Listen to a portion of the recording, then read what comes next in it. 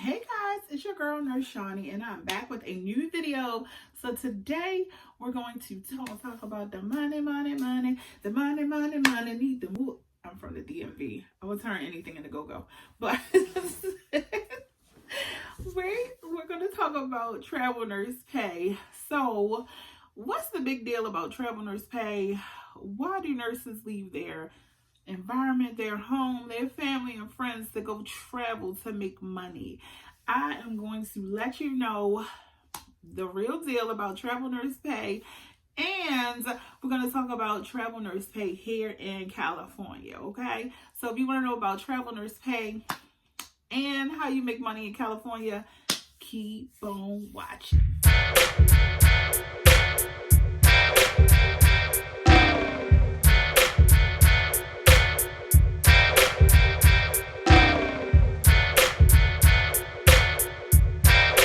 So you probably hear a lot, travel nurses make so much money, and that depends on what so much money means to you.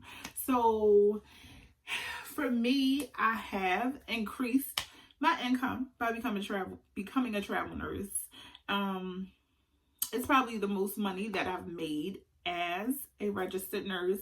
And I definitely would not make the amount of money that I'm making as a traveler as a bedside nurse or staff nurse working full-time at a hospital at home. So what is the big difference between staff nurse pay and travel nurse pay? Well, I will let you know.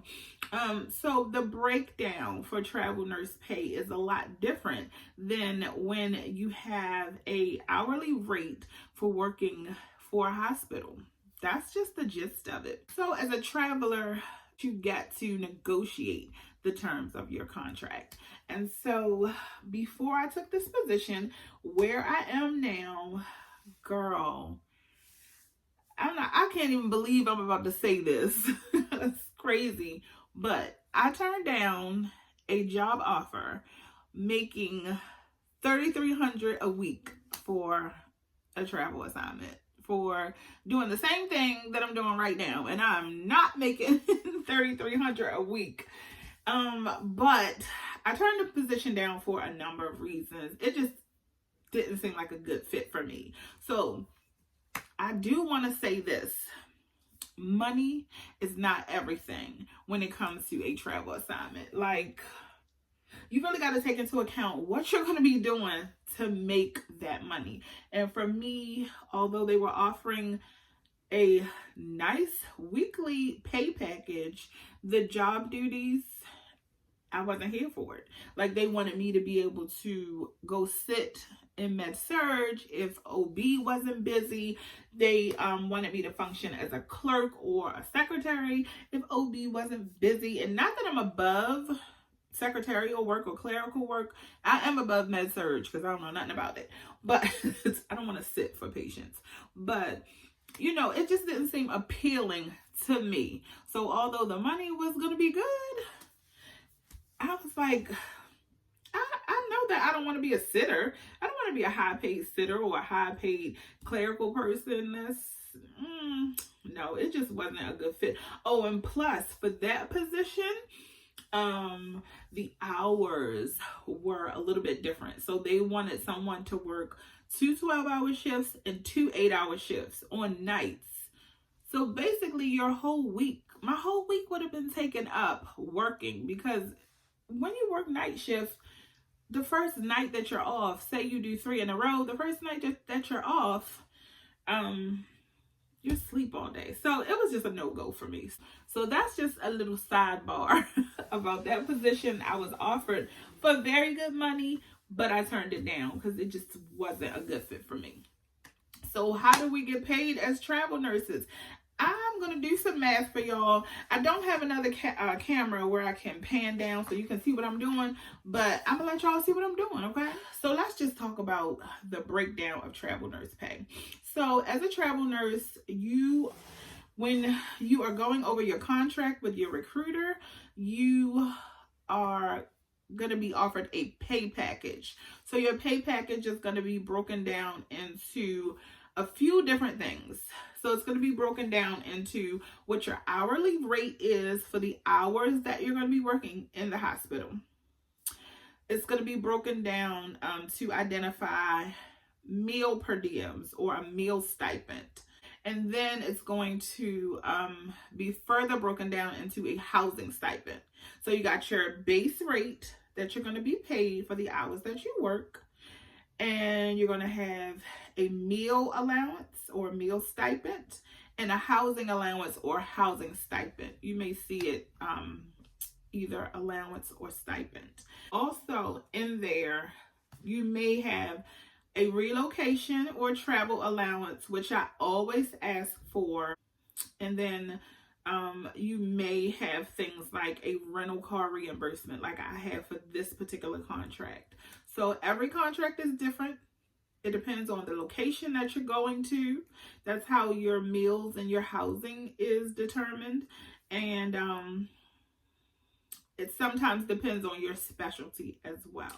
So let's just do some math so you guys can see what a pay package would look like in terms of numbers. Alrighty, so, don't be shocked by this. Your base rate as a travel nurse is very, very, very low, okay? When I first saw the base rate, I was like, say, what now? How many dollars per hour? What now? Come again? I was like, what? I ain't made that amount since I was a new grad nurse, okay? So your travel nurse base rate, and I'm just going to give examples, could be $20 an hour. Don't get alarmed. Don't get alarmed. We're going somewhere. So if you see me looking down, I'm writing. So $20 an hour times your 36 hours a week, because normally that's what you're going to be working as a nurse full time. So let's do the math and see what that is. 20 times 36 is $720.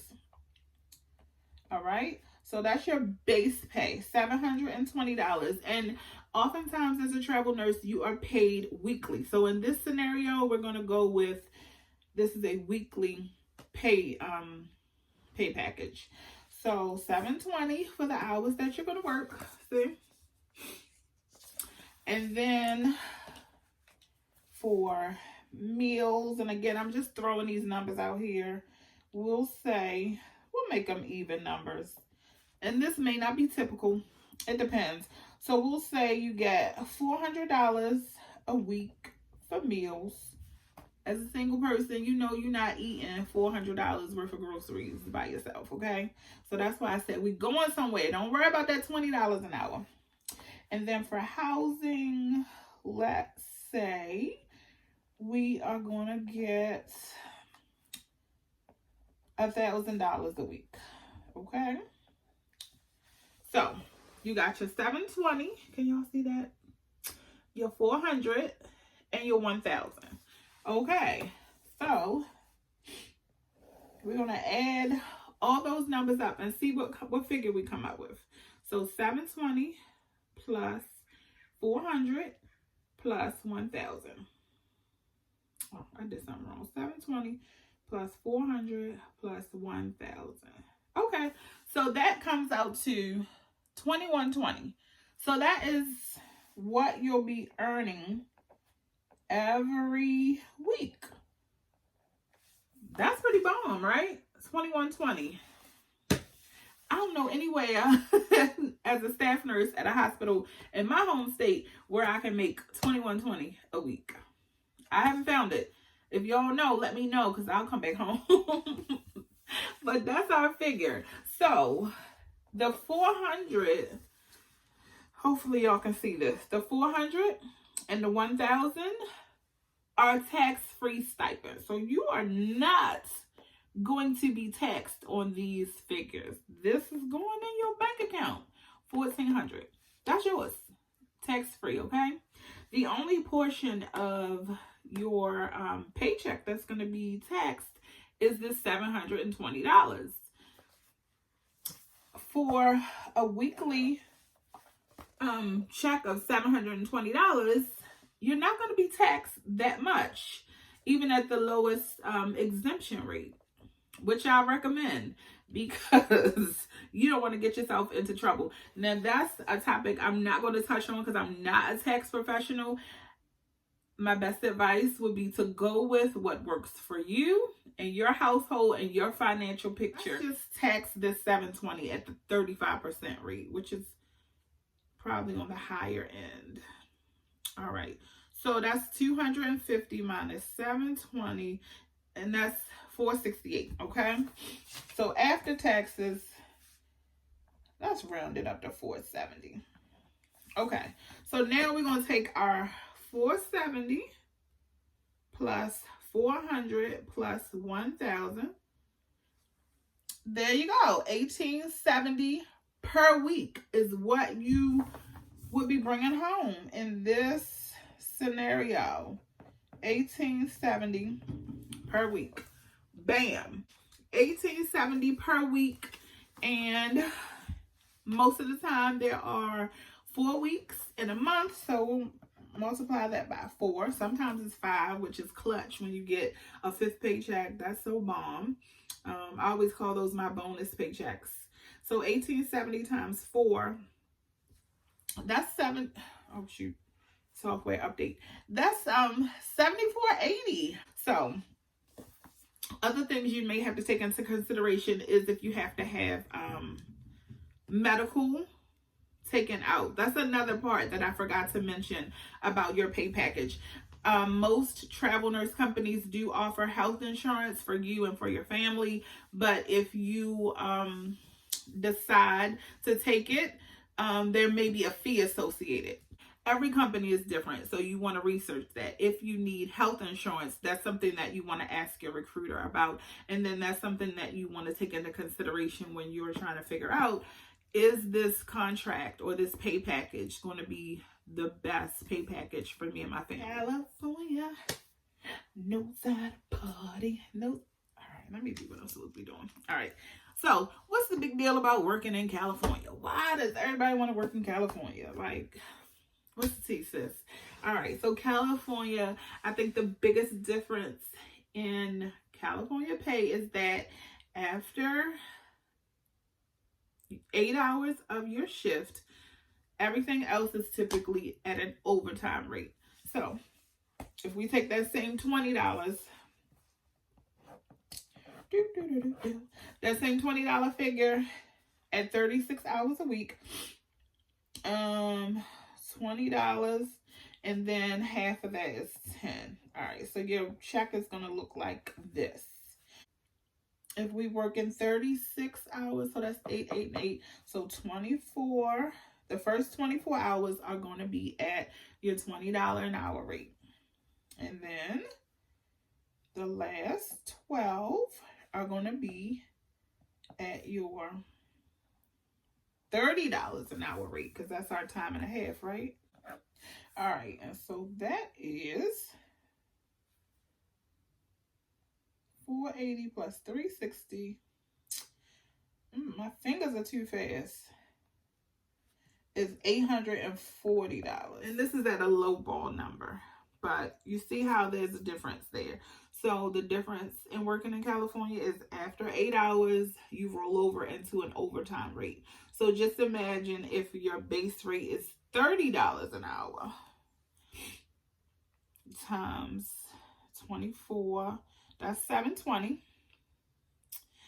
And then hold on to that number, y'all. 720. And then 45 times 12 is 540 plus 720. Now we up to 1260. That's your taxable rate, though. So remember, this number is going to be taxed. So if we add, so that's your taxable rate in California at a base rate of $30 an hour, 1260. So we'll say about 260 is probably going to be taxes. So if we do our 1,000 plus our housing and meals of 1,000 plus 400, now you're bringing home $2,400 a week. So that is why California is where the money is at, okay? Now we multiply that times 4. You see where we at? So there you have it. Hopefully that wasn't too convoluted for you. Takeaways. The biggest takeaways are your base rate is going to appear to be very small to what you are probably accustomed to making as a base rate. The other thing that I did not mention is that typically as a traveler, you don't get shift diffs. So that's another thing to consider when you're thinking about traveler's pay. I mean, anything's possible, but I have not seen a contract that has shift differentials on it. Your meal per diem, your housing per diem, those are both tax-free. You always want to talk about relocation money in terms of traveling away from home, and ask about rental car reimbursements if you need to rent a car. I would suggest that you look for assignments where you don't have to rent a car. Like where I am now, I have to rent a car, and it is eating me up that I have to rent a car. But I'm in a rural area, and so without a car, I wouldn't be able to get around where I am. So if you have to rent a car, ask about a rental car reimbursement. But to get the most bang for your buck, you probably want to consider taking an assignment where either you can drive your own vehicle or where you can take public transportation, walk to work, or Uber, because we know Uber goes everywhere. Okay? Any questions about anything that I talked about, leave them below. Please like, please share, please subscribe, please keep giving me content ideas, because this video was requested. After my last video, I asked if you guys wanted me to talk about travel nurse pay. Y'all say yes. Here you go. Okay, you ask, you shall receive. Okay, so I'll see you guys on the next one, and until then, be blessed, and I'll see y'all next time. Peace out.